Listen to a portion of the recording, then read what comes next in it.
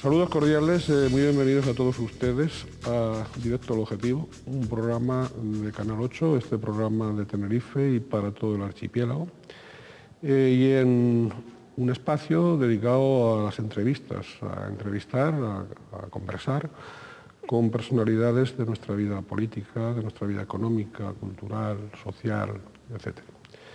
En esta ocasión tenemos que agradecerle la presencia y darle las gracias por su participación a don José Miguel Ruano León, que como todos ustedes saben es consejero de Educación, Cultura y Deportes del Gobierno de Canarias. Don José Miguel, bienvenido a Canal 8, bienvenido al programa de Directo al Objetivo. Muchas gracias. Bien, usted nació hace 43 años en Las Palmas de Gran Canaria, se haya enraizado en Tenerife. ¿Y cómo concibe usted, yo diría que humana y políticamente, el presente y el futuro del archipiélago? Yo creo que esa pregunta, después de la presentación que usted me hace respecto de ese origen, si quiere usted mestizo desde el punto de vista personal, el haber nacido en Gran Canaria, haber venido aquí a estudiar, estudié Derecho aquí en la Universidad de La Laguna, y quedarme después aquí, enraizarme aquí, pues plantear mi vida profesional, política, mi futuro familiar también aquí, pues da una dimensión distinta, quizás, si quiere usted, de más unidad de Canarias. Yo creo que ese es si usted me preguntara por el valor político más importante en el que yo creo en este momento, es justamente ese, la unidad de Canarias. ¿Es posible la unidad de Canarias? Yo creo que quiero decir políticamente. Es fundamental desde el punto de vista de que es lo que nos va a permitir desarrollarnos como pueblo, tener un proyecto como pueblo dentro de España y dentro de Europa. Me parece que es esencial. Creo que tiene muchas dificultades. En su pregunta se atisban algunas de esas dificultades. La propia fragmentación territorial, la historia de la lucha por la capitalidad de Canarias desde el siglo XIX, de la división de los mercados económicos, tanto de unos empresarios en la isla de Gran Canaria como en la isla de Tenerife, ha propiciado que muchas veces se haya cultivado la cultura del pleito entre nosotros, los canarios, fundamentalmente los gran canarios y los tinerfeños. Y yo creo que ese es un estadio de la realidad canaria que hay que ir superando, que hay que superar decididamente, porque al fin y al cabo somos un único pueblo asentado en 7 islas que se construyen desde sí mismas hacia una estructura superior que es Canarias. ¿Y económicamente también cabe esa unidad? Creo que en ese sentido el discurso del presidente Adam Martín es importante en este momento. Creo que él está hablando claramente de que es necesario esa unidad económica. Eso es lo que va a propiciar cuando haya intereses de los empresarios, cuando hay intereses de los medios de comunicación, cuando hay intereses en general de todos aquellos que tienen capacidad de influir en las decisiones políticas, va a ser posible hablar de esa unidad con mayor arraigo que hoy, porque eso va a posibilitar que se vean las cosas, como les decía yo al principio, con un cierto carácter de mestizaje, de ser de aquí, de ser de allá, y ser al fin y al cabo del mismo sitio que es Canarias. Don José Miguel, si me permite, vamos a hablar de usted un poquito. Usted personalmente, muy joven, finaliza la licenciatura en Derecho por la Universidad de La Laguna y asimismo fue becario de investigación del Centro de Estudios Constitucionales. ¿Era usted un alumno muy aplicado, muy empollón, bastante tímido y poco dado a las algarabías estudiantiles, o en cambio tenía tiempo para participar también en alguna que otra actividad política? ¿Cómo fueron esos años universitarios para usted? ¿De contestatario o de empollón? Yo creo que dividiría eso, mi acción. Desde el punto de vista político quizás tuve más actividad en los años de bachillerato, del BUP, que cursé en Las Palmas, que en la propia etapa universitaria. Ya mis estudios los empecé en el año 80 y aquí en La Laguna, y por tanto a partir de ahí pues sí me apliqué a la tarea de estudiar mucho. Yo era becario y eso también pues plantea siempre una obligación añadida para conservar la beca. En la época en que ser becario suponía sacar una media de notable, ¿no? Sí. Más o menos. Sí. Yo tenía, bueno, pues eso, como usted plantea, bueno, esas notas eran una condición necesaria para obtener la beca, para mantener la beca, y para mí era esencial pues tener buenas notas. Oiga, ¿y a qué maestros universitarios y políticos reconoce usted y por qué motivos? ¿O no ha tenido maestros? Pues mire, sí, yo creo que sí puedo decir que he tenido maestros pues porque no solo me han enseñado contenidos en las asignaturas que cursaba, sino me han enseñado otras cosas, sobre todo las actitudes, y como profesional del derecho algunos me han enseñado lo que llamaban en sus clases pensar y actuar como jurista. Eso es mucho más importante a veces que los contenidos mismos, porque los contenidos cambian. Cuando uno termina una carrera universitaria tipo, una licenciatura, pues hasta son 5 años, pero cuando pasa el tiempo muchos de esos contenidos han cambiado, han variado. Si uno no tiene la formación necesaria para adecuarse a esos nuevos contenidos, pues entonces no podrá estar actualizado. Por tanto, recuerdo especialmente a algunas personas que fueron en ese sentido referentes y hoy forman parte de esa, ¿Quiénes? de esa estructura. Pues mire, personas como a su estilo, don José María Hernández Rubio en primero de Derecho, con todas sus extravagancias, que las tenía y eran muchas, pero era un hombre que planteó el derecho político desde la antropología social, también por tanto eso era una forma de ver el derecho político. Recuerdo a mi primer profesor de derecho político fue Aureliano Llanes, también con él aprendí muchísimas formas de acometer el análisis del derecho desde un punto de vista de que el derecho político había una discusión doctrinal entonces, es decir, era más ciencia política, más derecho. Quizás en ese sentido me orienté yo más hacia esa parte, esa vertiente jurídica, más jus publicista, más vinculada al derecho constitucional italiano. Y junto a él, pues personas también que me marcaron, como Gumersindo Trujillo, como más tarde en Derecho Administrativo, Juan Miguel de la Cuétara. Yo creo que pues, he aprendido mucho, sobre todo en el ámbito del derecho público, porque me he centrado siempre, mi actividad ha estado siempre vinculada al derecho público, constitucional, administrativo, incluso internacional público, pero he estado siempre mucho más alejado de los temas del ámbito del derecho privado, del derecho civil o mercantil, aun cuando tengo también buen recuerdo de algunos de los profesores que tuve en estas áreas. ¿Y políticos, referentes políticos? ¿Os diría algún nombre? Referentes políticos, tengo 3 referentes políticos muy claros, ¿no?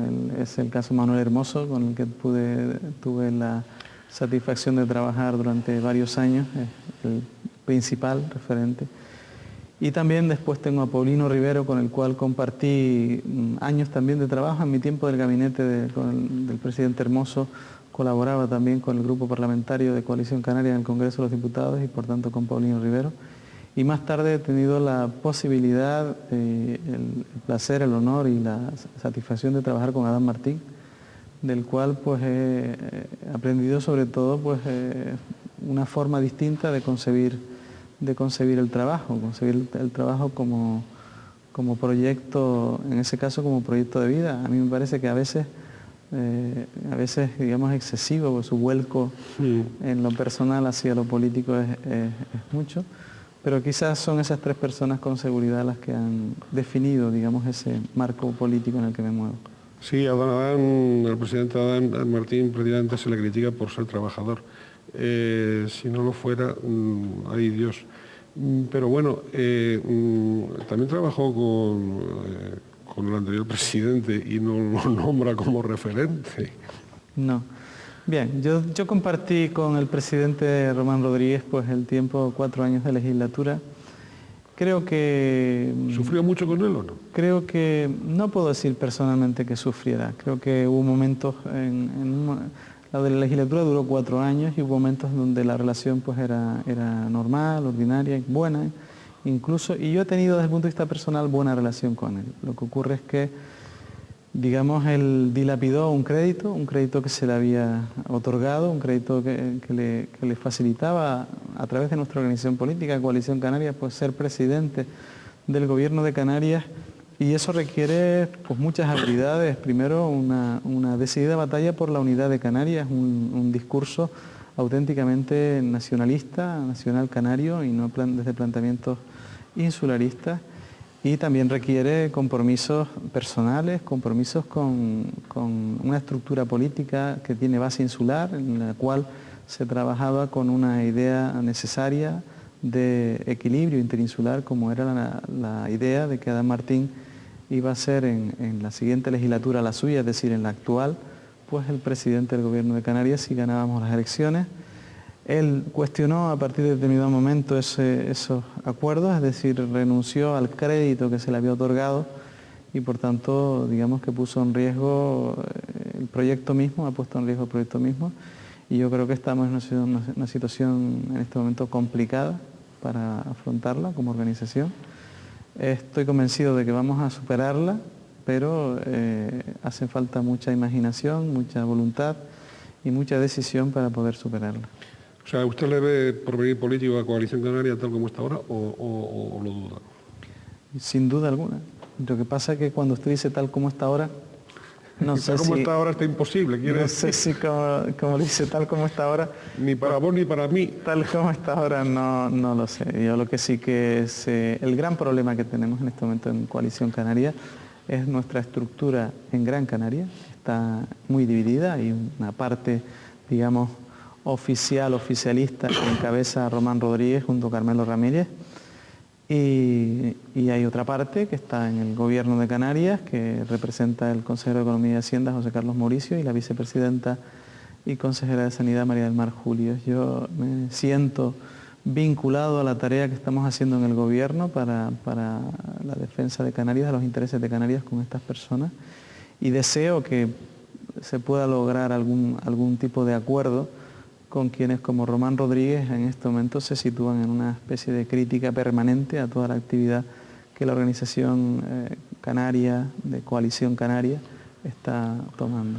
Sí, tienen ustedes la oposición dentro, son más críticos que el propio Partido Socialista, da la impresión. Vamos otra vez a volver a su pretérito, su quehacer en el Parlamento de Canarias, primero desde 1988 con 27 años, letrado por oposición, luego director de personal, más tarde secretario general de la Cámara Legislativa. Le han acreditado un perfil, yo diría que preferentemente de técnico, imagen que usted ha procurado cultivar con hábil discreción, ¿no? Hasta ahora mismo, que enseguida entraremos sobre la contestación universitaria, parece que su conducta pública no ha estado precisamente en grandes protagonismos, siempre ha procurado estar en un plano, digamos, secundario, en un plano, a veces hasta sus propios directores generales de la consejería salen muchísimo más en los medios de comunicación que usted. Y usted cuando sale por otros motivos, ¿no? Con los que también entraremos, ¿no? Usted llega a la política, pero con ese digamos, equipaje técnico, con esa vocación técnica de jurista, al final, de jurista en la dimensión pública, como usted decía, desde su aprendizaje universitario, ¿no? Por lo tanto, ahí ha sido coherente. ¿Está de acuerdo con que ha tratado de no ocupar esos primeros planos y sí estar detrás en las bambalinas, porque usted maneja bambalinas? Bueno, yo creo que lo que hay que hacer cuando uno está en un proyecto político es contribuir al desarrollo de ese proyecto político. A mí se me ha asignado una responsabilidad, que es la de ser consejero de Educación, Cultura y Deportes durante 5 años ya, y he procurado hacerlo como sé hacerlo yo. Como sé hacerlo yo, evidentemente está muy marcado por mi propia componente personal, profesional.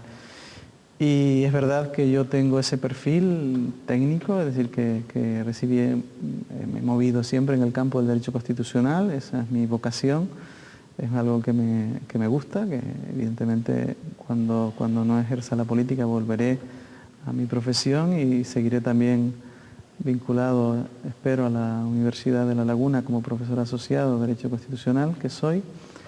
Y la cuestión que quiero en ese sentido decir, si el protagonismo público o no protagonismo público, mire, yo creo que lo importante es, como digo, es estar en el proyecto, en un proyecto político que es el de la unidad de Canarias, un proyecto político nacionalista, que defiende una forma de ser diferenciada de Canarias en España y en Europa, y a partir de ahí cada uno contribuye como puede o como sabe. A mí se me ha asignado un papel que no es un papel protagonista, si hay que considerar, como usted dice, diferenciar entre protagonista y secundario. En este momento el protagonismo lo tienen otros. Yo estoy contribuyendo desde el Gobierno de Canarias a hacer realidad ese proyecto nacionalista en el que creo, y por otra parte hacer realidad que los chicos y chicas de Canarias, los jóvenes de Canarias, pues mejoren sus resultados, logremos que la educación sea realmente una educación que forme a nuestra gente como personas y con conocimientos suficientes para desenvolverse en una sociedad cada vez más competitiva. Esto es lo fundamental, y con ellos pues tener un proyecto cultural propio y que nuestra actividad deportiva debidamente coordinada con los cabildos insulares siga situando a los equipos y deportistas canarios en las mejores cotas del Estado. Sí, usted además de, antes lo comentaba, además de trabajar en esa oficina de análisis y estudios del gabinete de Manuel Hermoso, también en el Gobierno de Canarias pues transitó por las Secretarías Generales Técnicas de las Consejerías de Política Territorial y Presidencia y Relaciones Institucionales. Mandan y deciden mucho, quiero decir, pinchan y cortan a su antojo los secretarios generales técnicos de los departamentos gubernamentales, o sea, pinchan más de lo que se cree o no. Algunas veces sí. Algunas veces sí. Pero en ese sentido, alguien definía, un amigo me definía en una ocasión que los secretarios generales técnicos eran como los jefes de máquinas en un barco, es decir, están ahí en las máquinas y están siempre a las órdenes del capitán. Yo creo que el símil es válido. El secretario general técnico tiene que hacer posible que la máquina, que es una consejería, funcione. Eso representa pues, una actividad económica, una actividad de dirección de personal, una actividad de dirección jurídica importante. Y esa actividad pues yo la realicé durante varios años en las consejerías que usted ha señalado, y pues en ocasiones, como acabo de decir, pues se puede pensar que se mandan demasiado por los secretarios generales técnicos, porque frente al perfil técnico que usted decía antes, que yo sí tengo y lo ejerzo hasta donde sé, sí que considero que no soy un tecnócrata, en el sentido de que no creo... Yo no he dicho eso, he dicho técnico, no tecnócrata. Ya, pero yo sí que lo comento a nivel de que en términos etimológicamente tecnocracia significa el poder de lo técnico, y yo no creo en el poder de lo técnico, yo creo en el poder político, y hace falta fundamentar técnicamente las cosas, tener un planteamiento para poder hacer realidad aquellas ambiciones políticas que uno tiene. Sin duda, conste que periodísticamente yo lo percibo con ese equipaje técnico del que estamos hablando, pero al mismo tiempo con un ropaje político incuestionable, aunque siempre marcado, vuelvo a repetir, por la discreción, yo no diría por el hermetismo, pero sí por la discreción, ¿no?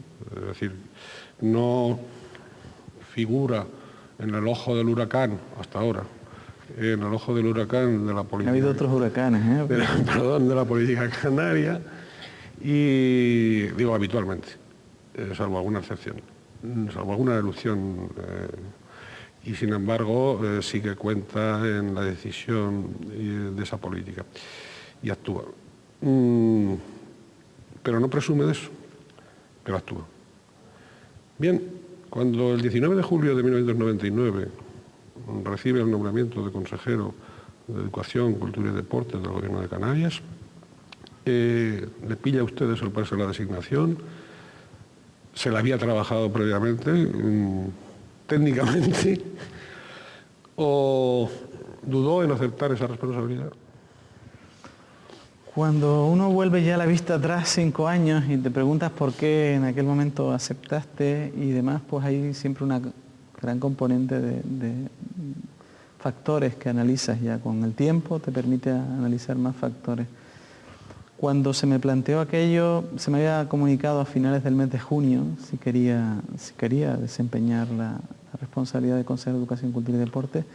Era un momento malo para la educación, habíamos salido en educación, habíamos traspasado una legislatura compleja con un gran conflicto en secundaria, con una batalla que duró casi 2 años aproximadamente del equipo anterior que dirigía José Mendoza y Marino Alduán, y con una situación económica de la educación muy complicada. Estábamos con un déficit declarado de varios miles de millones de pesetas que después se concretaron en 11.500 millones en una ley de crédito extraordinario que se impulsó en el Parlamento, y por tanto la situación era muy complicada. Había una proyección sindical muy poderosa de algunas organizaciones, y bien, en aquel contexto se me hizo la oferta. Yo estaba en una posición profesional cómoda, era el secretario general del Parlamento de Canarias, por tanto había alcanzado la máxima cota en lo que se refiere a mis perspectivas profesionales, y estaba, pues, simplemente diría que cómodo, porque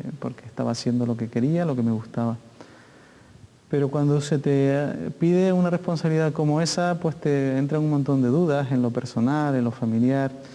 Incluso hay algunos factores como la vanidad que también juega su parte, ¿no? O sea, en qué medida voy a ser capaz de desarrollar un proyecto aquí.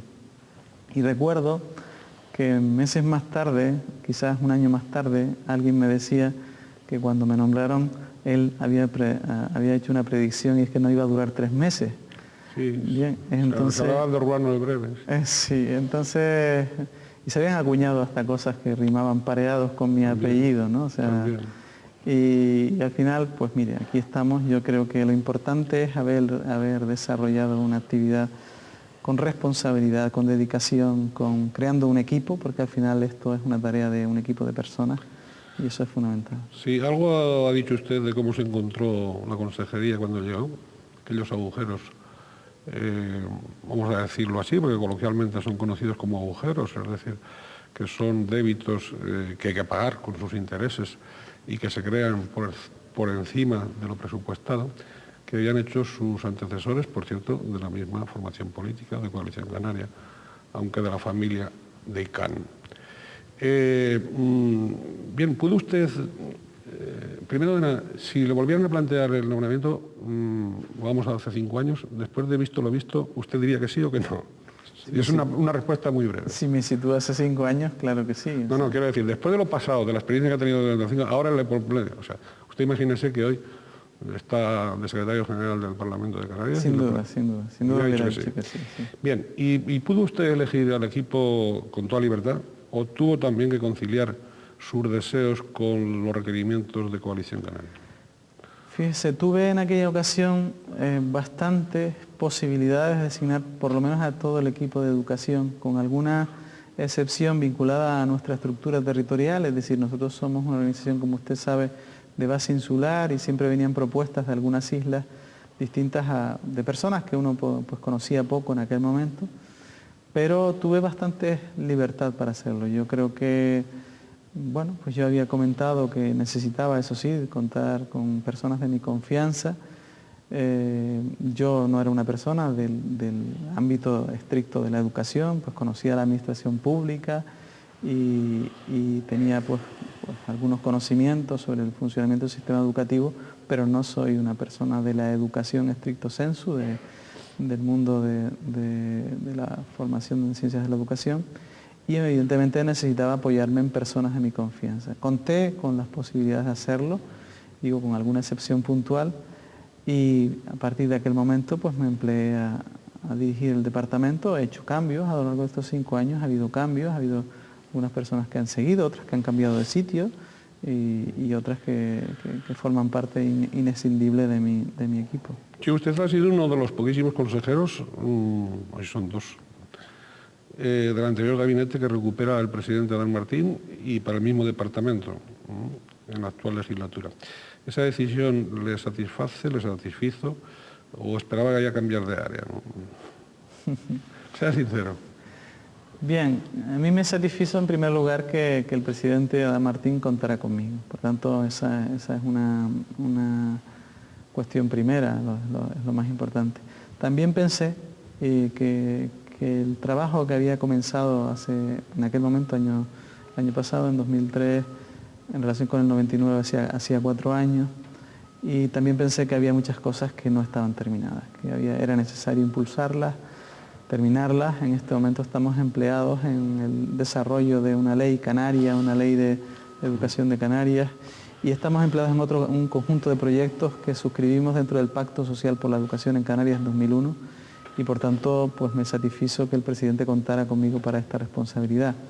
Me pregunta usted, ¿le hubiera gustado más alguna otra? Pues mire, puede ser que sí, depende de cuál. Y si establece uno preferencias, pues puede decir... ¿Y cuál es la preferente para usted? Esto, bueno, yo creo ¿Economía y Hacienda? Que eso no, la verdad que los números no son mi fuerte. Yo, como usted mismo ha dicho, mi perfil es un perfil del mundo del derecho y evidentemente me muevo ahí con mucha comodidad. Bien, usted lo comentó antes, pero públicamente ha pasado bastante desapercibido. Usted ha sido profesor asociado de Derecho Político hasta 1993 y plaza que supongo que recuperará en su momento, por lo tanto, usted es profesor universitario, además de consejero, por supuesto primero consejero.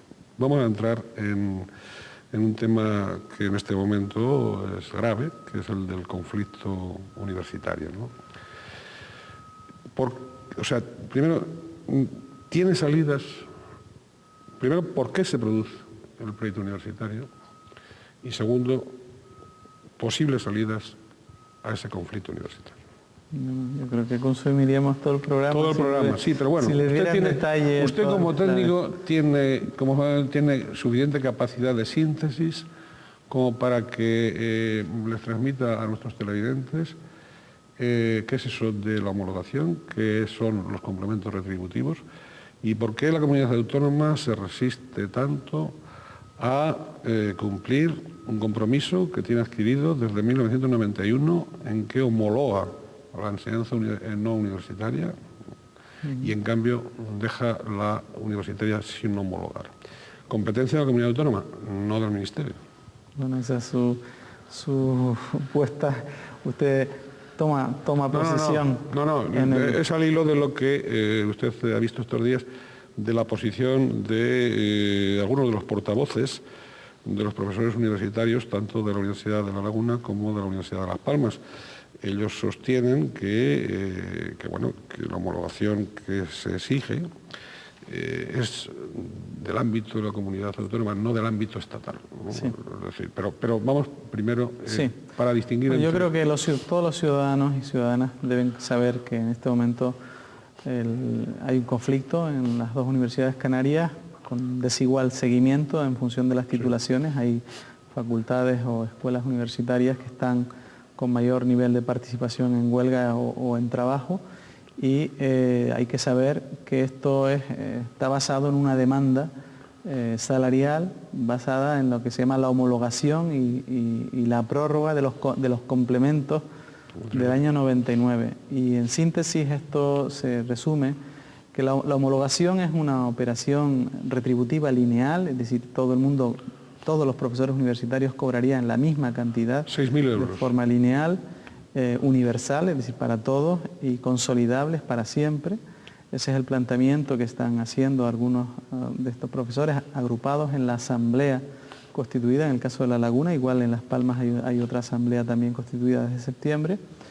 Y por otra parte, hay un sistema que Canarias puso en marcha en el año 99, que es el sistema de complementos retributivos.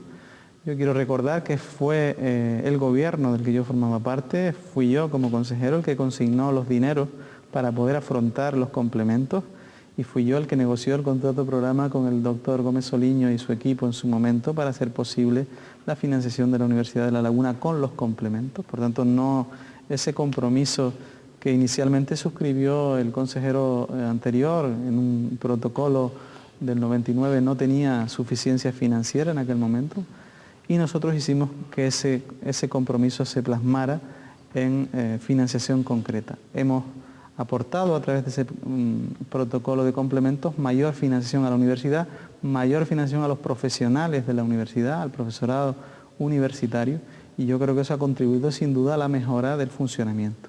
Un funcionamiento vinculado al rendimiento en temas de investigación, en temas de docencia y a partir de ahora también en temas de gestión, que es lo que establece la Ley Orgánica de Universidades.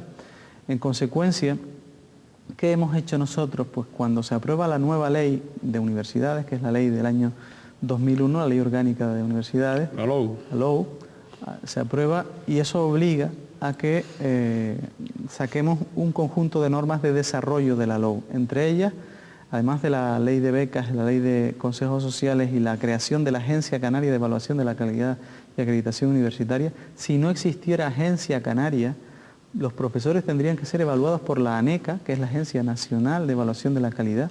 No seguirían un sistema de evaluación interna como se seguía con el protocolo del 99, sino que sería una agencia del Estado y no la Agencia Canaria la que haría la evaluación.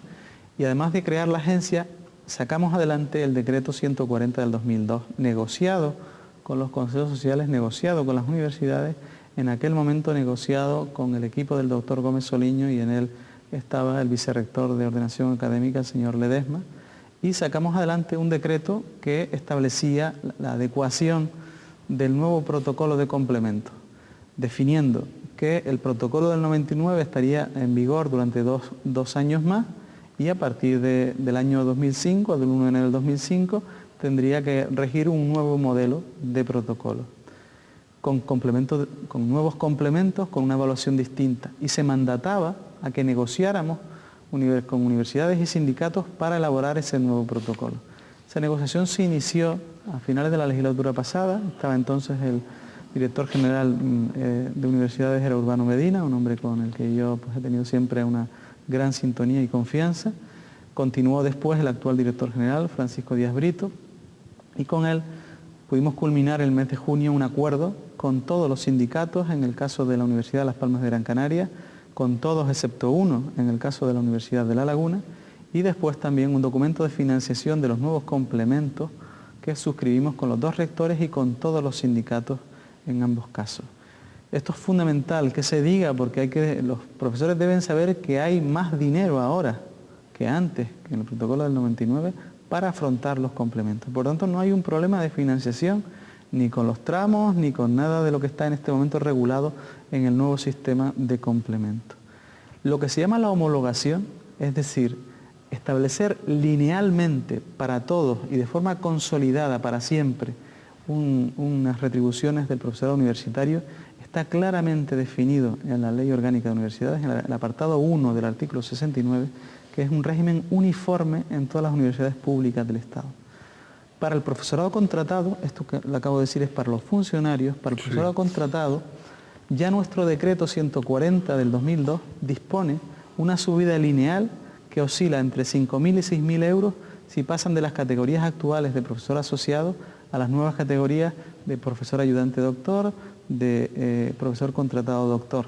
En definitiva, el modelo ya prevé que la consolidación de esos profesores asociados va a producir un aumento lineal de sus retribuciones con independencia de los complementos, y para los funcionarios los complementos van a seguir rigiendo en el modelo que hemos acordado en el seno de la Agencia Canaria, y vamos a su vez a impulsar ante Madrid, porque ese fue el compromiso que asumimos firmando todos en el mes de junio, firmando que íbamos a demandarle al Gobierno del Estado una mejora retributiva que se conoce como homologación. Y evidentemente ese compromiso está suscrito, están las firmas de los rectores, están las firmas de los sindicatos, está mi firma, y vamos a hacer posible ese compromiso impulsándolo ante el Gobierno del Estado. Pero cuando los profesores, los portavoces del profesorado, tanto de La Laguna como de Las Palmas, sostienen, digo los portavoces, que la homologación es una decisión política administrativa de la propia comunidad autónoma. Es decir, porque se trata de homologar no con respecto al profesorado del Estado, sino con respecto al profesorado, al propio profesorado de la enseñanza no universitaria de Canarias. Y conste que no estoy pidiendo que le rebajen el sueldo a ningún profesional de la enseñanza, esté en el nivel que esté, sino que es una homologación con respecto, una homologación retrasada, que data de 1991, que se calcula en 1998 en 6.000 euros, y que esa es la cantidad homologable que sí está en condiciones de arbitrar o de disponer la comunidad autónoma. Esto es lo que sostienen los portavoces. Sí. Y es distinto a el asunto de los complementos en el que sí está, digamos, de alguna manera amparándose o auxiliándose la consejería, o usted. Bueno, yo creo que en tal caso, si nos remontamos al año 91, también nos podríamos preguntar por qué no se dispuso en aquel año que a partir de determinado año se comenzaría con esa llamada homologación del profesorado universitario. Esto no fue así, pues porque tampoco en el marco de la LRU, que es la ley que regía antes de la LOU, la Ley de Reforma Universitaria, era posible hablar de un incremento lineal de las retribuciones del profesorado universitario, porque como usted sabe, el profesor universitario puede no solo serlo aquí, sino puede estar en destino en cualquier universidad pública española. Por tanto, el escenario, desde el punto de vista normativo, es el mismo, el de la LRU del 83, que el de la LOU en el 2001. Que los complementos del 99 han servido, sin duda alguna, no solo para mejorar calidad, sino para paliar la diferencia retributiva que existía entre otros profesionales del sector público con profesores universitarios. Pero también le quiero decir ahí una cuestión. Cuando se entra en el contenido de lo que se llama homologación, es decir, una operación lineal, nos podemos llevar alguna sorpresa. Es decir, la tipología de los profesores es diversa, no es lo mismo un catedrático de universidad que un profesor asociado, por ejemplo, y a partir de ahí pues las diferencias retributivas naturalmente son distintas y por tanto tendremos que tomar cuál es la referencia. Si la referencia se hace a los profesores, por ejemplo, de secundaria, piense usted que la ley del año 91 lo que dice es que los profesores de secundaria tendrán el nivel mínimo correspondiente a su cuerpo, y esto significa que los profesores de secundaria hoy tienen el nivel de complemento de destino 24. Si hiciéramos esa homologación, evidentemente el profesorado universitario hoy perdería respecto a las retribuciones que viene percibiendo. Por lo tanto, hay mucha confusión y diría yo contaminación informativa por parte de algunos de los portavoces de estas asambleas. Yo quisiera, por eso, que al final las relaciones se llevaran en el ámbito institucional. Creo que los rectores son las personas que representan, sin duda alguna, a sus respectivas comunidades universitarias. Creo que hay que lanzarle un mensaje a la sociedad canaria de que nuestra universidad debe ser una universidad de calidad, debe ser una universidad que sea competitiva. Caminamos hacia el espacio europeo de enseñanza superior, eso significa una homologación del sistema de titulaciones y créditos, y eso representa que establecer incentivos para la mejora de la docencia, para la mejora de la investigación, para la mejora de la gestión en la universidad es fundamental. Por eso los complementos que en este momento hemos puesto en la mesa incluso mejoran la retribución posible, añadida, que se preveía respecto a los complementos anteriores. Como usted sabe, los complementos anteriores preveían un máximo de 6.000 euros por persona, por profesor, y nuestro modelo ya llega a 7.900 euros. Es positivo que el que más investiga, que el que más trabaja, que el que mejor docencia imparte, y así se reconoce en un conjunto de indicadores que se utilizan, entre otros, el de una encuesta de satisfacción del usuario, que es el alumnado, pues sirva para que los que mejor estén ejerciendo su papel cobren más, y por lo tanto la sociedad canaria debe invertir en ese principio. Y además con ello se consigue también el efecto de retribuir mejor a los docentes universitarios. Eso no significa que nos olvidemos de que es necesario establecer una mejora lineal para que no haya diferencias retributivas entre el profesorado universitario en general de todas las universidades públicas de España y algunas categorías profesionales del ámbito de la administración pública.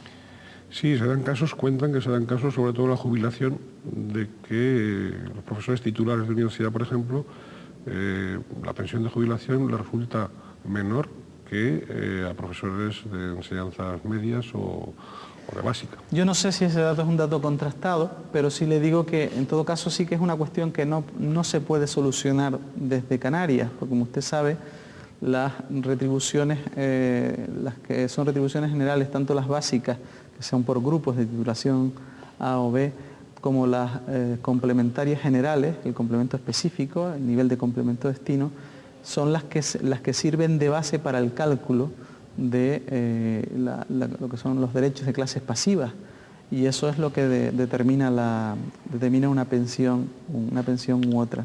Por lo tanto, es importante que sigamos en el empeño de aquello que suscribimos, que es que el Estado debe mejorar la retribución lineal, porque eso es lo que va a garantizarle las clases pasivas. El sistema de seguridad social no es autonómico, como es sabido, es un sistema nacional o estatal, y por tanto eso, cuando se dicen esas cosas por parte de la Asamblea, se está mintiendo descaradamente al profesorado. Oiga, y el protocolo de los distintos puntos para obtener los distintos tramos también parece de una cierta, como diría yo, no sé, de una cierta falta de seriedad, porque por ejemplo se dice que si, más o menos, que si hay una obtención, vamos, una cantidad que sobrepasa tal, entonces se aumentan el número de puntos que se requieren.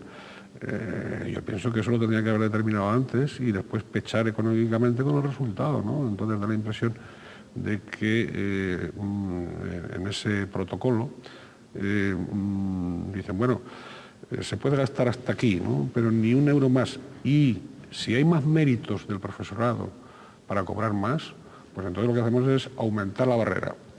Yo creo que esa puede ser la preocupación de una parte importante del profesorado. Yo creo que los más comprometidos, los que más trabajan, pueden también tener una preocupación sobre eso, y yo entiendo como una preocupación razonable. Pero por eso le decía antes que es importante que se sepa que hemos aumentado la dotación que se destina a esto, y que además va a haber cláusulas de garantía en los contratos programas. Esto en la negociación ya lo hemos hablado con ambos rectores. Va a haber cláusulas de garantía para que en caso de insuficiencia en relación con los 13,5 millones que se van a consignar de euros, estemos en condiciones de satisfacer todos aquellos tramos que sean necesarios. Por tanto, la garantía de la financiación va a existir y existe.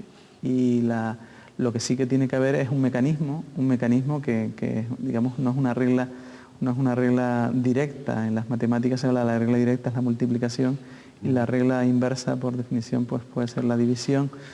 Y siempre existe así. Usted tiene lo que es el ejercicio mismo de la economía, es tener un conjunto de recursos que se aplican a un fin. Los recursos, por definición, son limitados. Eso no significa que no vayan a existir recursos para financiar esta acción concreta. A mí me parece que este es un tema muy importante, el que usted ha tocado ahora, porque creo que mucha gente de buena fe, muchos profesores y profesoras que están trabajando mucho y que están investigando y haciendo su trabajo docente con seriedad, con responsabilidad, pueden tener alguna desconfianza por esa regla, y yo puedo garantizar aquí, lo hago públicamente, que va a haber financiación para afrontar esos tramos, los tramos que se consigan, porque nuestro objetivo básicamente es incentivar la calidad, incentivar que la gente se comprometa en trabajar más, en generar más investigación, en comprometerse más, y eso significa mayor financiación. Bien, ¿hay salidas al conflicto o no? ¿Va a haber diálogo por parte de usted? Yo creo que ese diálogo lo vengo manteniendo con quienes lo debo mantener. En este momento lo que sí que le puedo garantizar es que no voy a legitimar ninguna acción contraria a los intereses generales, por tanto no voy a legitimar la huelga como forma de acción frente a una negociación que la ha habido. Es decir, que usted me dice a mí, no, es que usted se sacó de la manga un protocolo, ha hecho lo que le ha dado la gana. Pues mire, pues yo comprendo que puede haber reacción, pero si, como ha sido, hemos producido un proceso de acuerdos donde hemos alcanzado acuerdos con sindicatos, hemos alcanzado acuerdos con las universidades, hemos alcanzado acuerdos con los consejos sociales, hemos impulsado la tarea de la Agencia Canaria de Evaluación, pues en ese contexto yo creo que no es posible arredarse frente a pretensiones de asamblea y llamamientos a la huelga. Yo considero, como usted me pregunta muy directamente si son posibles los acuerdos, considero que es necesaria la previa normalización de la actividad académica. A partir de la normalización, que es algo que yo le he pedido a los rectores, y eso representa también responsabilidad para los rectores, representa establecer sistemas de seguimiento de quién está dando clase, quién no está dando clase, representa poner en marcha los mecanismos legales para quien no esté cumpliendo con su tarea también, de retención de las retribuciones en su caso y demás, con el alcance que se quiera, y representa por otra parte la posibilidad que tenemos de que cuando se recupere la normalidad estamos en disposición de hacer todas las mejoras que todavía sean posibles en el protocolo aprobado y vigente.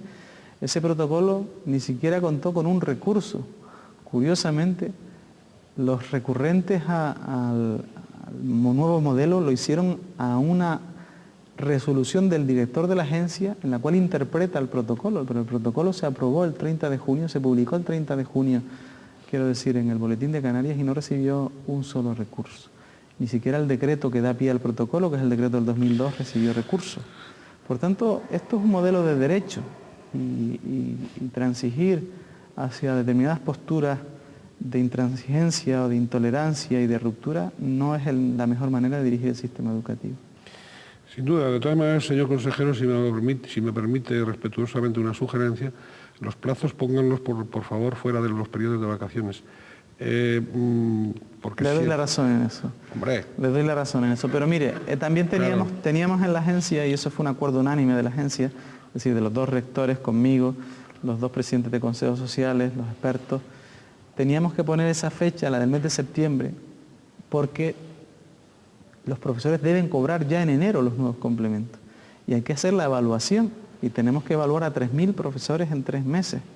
Por tanto, era necesario que solo fuera septiembre el mes posible. Yo pido disculpas al profesorado por la carga que haya podido ocasionar en el mes de septiembre, además de los habituales exámenes de septiembre y algunos otros de comienzo del curso, el tener que haber solicitado los complementos, pero era imprescindible para garantizar que en enero todo el mundo perciba sus complementos. Y por cierto, otra respetuosa sugerencia, hay determinados méritos o determinadas acreditaciones, papeles, que obran en las propias universidades y que obran en la propia administración autonómica, que obran en la propia consejería. Estamos en la era del ordenador, estamos de la base de datos, de tal. ¿Por qué volver otra vez a los papeles? Solo le faltaban las pólizas. De volver otra vez a los papeles, a papeles de asuntos que tienen que obrar y que obran, de hecho, estamos en las propias instituciones. Y hacen un poco, decir al profesorado, pues distrayéndolo precisamente de la preparación del nuevo curso, le hacen hacer ese tipo, digamos, suena como póngase a la cola y venga con papeles, y etcétera, etcétera. A veces el profesorado universitario se siente, porque las formas son también importantes, sobre todo en cuestiones de datos. Sí, yo creo que por oficio tienen que estar ahí. Estamos empezando en eso. En este momento la agencia es un organismo joven. Usted sabe que su primer director, don Federico Díaz, desgraciadamente falleció. Estuvo poco tiempo, pero el suficiente para ponerla en marcha. Ahora tenemos a otra persona, un profesor también de la Universidad de La Laguna, Néstor Castro, y estamos en este momento, digamos, arrancando realmente, ¿no? Y a partir de ahora yo creo que tenga en cuenta que esta evaluación en general, el mínimo va a servir para 4 años y por tanto no es que todos los años van a estar los profesores haciendo eso. Eso va a poder permitir además constituir una base de datos, es decir, que todo ese proceso quede informatizado. Al final, igual que funciona hoy día, pues la agencia tributaria le hace a usted la declaración, se la envía y usted solo tiene que firmarla si está de acuerdo, y si no está de acuerdo pues puede rechazarla. Llegaremos a ese tema. Justamente eso lo decía por la agencia tributaria. Bien, se nos va el tiempo y hay tantos asuntos, aparte del ámbito universitario, que tocar sobre su consejería, sobre la educación y Canarias, que le voy a robar brevedad en las respuestas, porque a mí me gustaría tocar, y seguramente usted también, muchísimas cosas.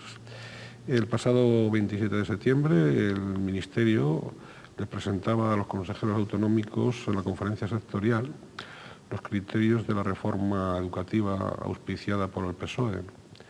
¿Cuál es la posición suya, la del Gobierno de Canarias, al respecto? Y todavía no hemos presentado nuestras propuestas al documento que el Ministerio de Educación presentó el 27 de septiembre. Y yo lo que sí le puedo decir es a primera vista, quiero decir, una primera lectura, que se ha formulado esa primera lectura, aunque todavía no hemos formalizado nuestras alegaciones al Ministerio, pues hay algunas cosas que nos parecen positivas y algunas cosas que nos parecen que no van a ser suficientes. Por ejemplo, el Estado español necesita una reforma educativa y en ese sentido se intentó por el gobierno anterior. Es verdad que con la Ley Orgánica de Calidad, es verdad que le faltaron los consensos y acuerdos necesarios, y ahora mismo lo más importante de la reforma que pretende el Partido Socialista, el gobierno socialista, es justamente tocar los aspectos que la ley anterior tocó, la secundaria obligatoria. Tenemos graves problemas de titulación en España en general y en Canarias también, respecto del número de chicos que obtienen el título de secundaria obligatoria. Piense que antes hablamos de la universidad y ahora hablamos de la secundaria, hablamos por tanto de algo que llega a todo el mundo, a todos los alumnos. Es fundamental que los chicos terminen con 16 años sus estudios, entre 16 y 18, pero al final tengan un título de secundaria obligatoria, que es el que les capacita para tener las habilidades básicas para leer, escribir, defenderse mínimamente en un idioma, poder tener capacidad de interpretar sus derechos y deberes como ciudadanos.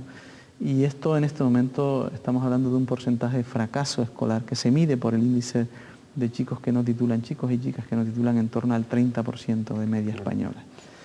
La propuesta del Partido Socialista, del Gobierno Socialista, es absolutamente insuficiente. Habla de desdobles y de proyectos de diversificación curricular. Estas medidas ya existen en la LOCSE, ya existían en la LOCSE. En este momento, por tanto, me parece a mí que tratar este asunto con ese tipo de políticas va a ser insuficiente, y yo creo que vamos a hacer propuestas concretas de mejora en ese aspecto y en algunos otros, pero yo creo que este es el sustantivo y no otros que se han tocado, como el de la religión y demás, que no creo que sean los más importantes. Bien, usted fue el que propugnó el llamado Pacto por la Educación y después ha hablado de una futura ley de educación de Canarias, ¿no? Futura ley de educación. ¿Han sido simples anuncios propagandísticos o, en muy pocas palabras, bajo qué criterios tendría que discurrir esa ley de educación de Canarias? Pues mire, bajo los mismos criterios que en los que transcurrió el acuerdo de Pacto por la Educación del año 2001. Situamos en torno a la misma mesa a un montón de colectivos y organizaciones que en sí mismo resulta difícil situarlos en torno a la misma mesa. Y suscribimos un conjunto de acuerdos todos que hemos sido capaces de ir impulsando, con proyectos y acciones vinculados con el desarrollo de las lenguas extranjeras desde la educación infantil, de la implantación de las nuevas tecnologías en la escuela, la formación del profesorado que eso conlleva, el desarrollo de la formación profesional, un conjunto de decisiones que materializamos en un documento. Ahora hay que dar un paso más, ese paso más lo pretendemos materializar en esa ley. Esa ley contiene principios rectores de la educación en Canarias, contiene elementos de corresponsabilidad establecidos legalmente de todas las organizaciones que tienen presencia, organizaciones y elementos de la comunidad educativa, y por otra parte compensación de las desigualdades. Es necesario designar o propiciar políticas que compensen la desigualdad de origen, porque la educación es realmente el elemento más compensador de la desigualdad social.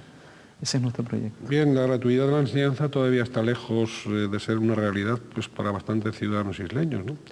En unos municipios, en algunas islas, los muchachos reciben gratis los libros y el material escolar, en otros no, pese a algunas iniciativas socialistas de la oposición para igualar esa situación en el Parlamento, pero que todavía no se ha hecho, o no se ha atendido por parte de usted, del Gobierno. ¿Usted cree que basta la actual política de becas que tienen, ¿no? Y además, ¿existe suficiente información entre las familias? Es decir, porque a mí siempre que tocamos estos aspectos educativos me preocupa la información. Sí, en este momento... Si llega o no llega a las familias, pero bueno, es decir, no está unificado. Por ejemplo, le decía, los libros, el material escolar, unos sitios los tienen gratis, otros no, etcétera, etcétera. Crea graves desigualdades. Sí, en los centros públicos de Canarias, desde hace 3 años aproximadamente, pusimos en marcha un sistema de préstamo de libros, es decir, el dinero que destinamos hoy día a becas para adquisición de libros, lo hacemos directamente a los consejos escolares. Los consejos compran los libros y se los dan a las familias que tienen más necesidades. Hemos pasado de 90.000 euros, 15 millones de pesetas, que se destinaban en el 99 a esta política, a 1,5 millones de euros, 1.520.000 euros que se destinan en este año 2004. Por tanto, como ve, la progresión es absoluta. En este sentido, estamos llegando ya a más de 22.000 alumnos de enseñanza obligatoria. Dice usted, bueno, ¿pueden llegarse más allá? Por supuesto, vamos a tener que seguir implementando esa política, vamos a seguir de momento desde una política de compensación de la desigualdad, es decir, dar a aquellos que tienen la necesidad. Que se materializa en forma de gratuidad, mire, eso tiene ventajas e inconvenientes. Las ventajas lógicas son directas para la familia, pero tiene también que pensarse en que hay que establecer algunas políticas de conservación y de criterio de valorización, si quiere usted, del libro y del material escolar. El Partido Socialista, el Gobierno Socialista, se comprometió a través de su programa electoral a crear un fondo estatal para la financiación de la gratuidad de los libros de texto. Nosotros lo que hemos dicho es que entre tanto se materializa esa política anunciada en el programa del Gobierno Socialista, nosotros vamos a seguir implementando la gratuidad de los libros de texto en Canarias de forma progresiva, llegando cada vez a más gente, pero evidentemente haciéndolo a aquellos que tienen menos recursos económicos. Comedores escolares, transporte escolar. En esas actividades hemos tenido fundamentalmente, tanto en comedores como en transporte, hay un proyecto claro, son servicios complementarios a la enseñanza muy importantes. Los comedores son tan importantes en la enseñanza infantil y primaria como que es fundamental para conciliar la vida laboral y familiar con la organización de los centros docentes y por lo tanto hemos impulsado que en los centros se preste el servicio de comedor. Hemos pasado de aproximadamente 900 millones de pesetas, es decir, pues unos 5 millones y algo de euros. Hemos pasado a 6.500.000 aproximadamente que tenemos en este momento destinado a comedores escolares. Hemos ampliado el servicio aproximadamente en 35 comedores en los últimos 3 años y en este momento seguimos con esa política. En transporte escolar, fundamentalmente, había un desfase presupuestario importante que cubrir. Y por eso nuestro objetivo el año pasado pactamos con los transportistas un acuerdo que se ha ido cumpliendo, satisfaciendo deuda que se había prestado porque era escaso el dinero que destinábamos a ese servicio, un servicio que está llegando pues casi a 40.000 alumnos en Canarias y en este momento el transporte se va a regularizar en el año 2005 y tenemos también un objetivo posible si finalmente encontramos acuerdo en el seno de la FECAI, que es que una vez tengamos saneado todo el servicio, la gestión insular del transporte terrestre, incluyendo el transporte escolar, sea llevada por los cabildos insulares. Implantación de las nuevas tecnologías de la información y la comunicación, un proyecto Medusa, lenguas extranjeras, enseñanza de lenguas extranjeras, turísticas, formación profesional, educación especial, integración de los niños inmigrantes, es que hay tantísimos campos. Si usted me invita en otra ocasión, podemos hablar más de todo eso. Porque realmente, se nos ha ido el tiempo casi sin sentir. Y estos son, digamos, aspectos, como usted sabe, de muy primer orden, ¿no? La formación profesional ha sido uno de los fracasos. Se quejan los empresarios de que tienen que traer mano de obra de fuera por no tener especialistas en Canarias, formados en Canarias. Yo creo que la situación de la formación profesional, hoy día ese análisis ya no es un análisis correcto, ¿eh? Lo digo porque en los datos que estamos llevando a cabo con las cámaras de comercio, estamos haciendo una encuesta de población egresada, es decir, de chicos recién titulados en formación profesional, y los datos, salvo en algunas familias profesionales, son datos muy positivos de empleabilidad.